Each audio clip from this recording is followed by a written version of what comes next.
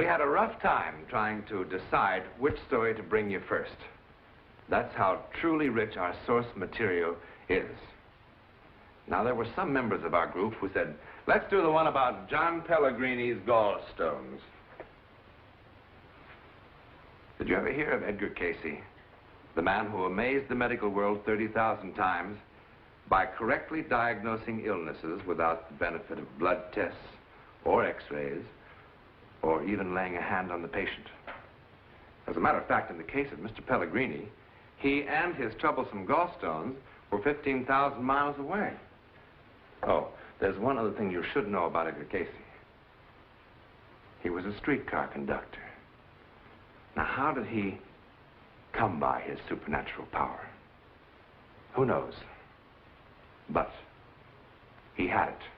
Members of the American Medical Association say he had it. And then there was one stubborn fellow. And he said, you know what we ought to do? We ought to do the story of the beautiful girl and this portrait. Of course, this is not our girl. However, some years ago, a very famous English portrait painter, impelled by an overwhelming urge that he could neither understand nor control, suddenly discovered that he could paint only one thing over and over again. The face of a girl he had never seen in his entire life. His livelihood, his talent, his very sanity were almost destroyed. And then many years later, in a remote Sicilian village he had never read about or seen or heard about, he found the girl herself. But that's not all. In the background of his picture, he had painted an ancient church destroyed by earthquake 300 years before. Explain it? I wouldn't even try. But the material never ends. There are over 150,000 cases of such phenomena. And I assure you that somewhere, something unexplainable is happening to someone at this very moment.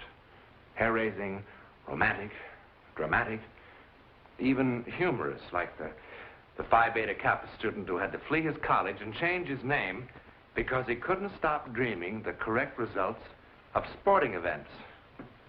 Well, quite naturally, the bookies moved in. Then what about that family on Long Island, the Hermans? Do you suppose that their furniture is still flying through the air? There's even a story in this glass of water. Right now, living in Oslo, Norway, is a manicurist named Sigrid Hansen. Now, why should she interest us? Because for the last 11 years, Sigrid Hansen has remained in perfect health, eating nothing and drinking only this, plain, ordinary water. And more than that, she has developed extraordinary powers of extrasensory perception. So much for the samples.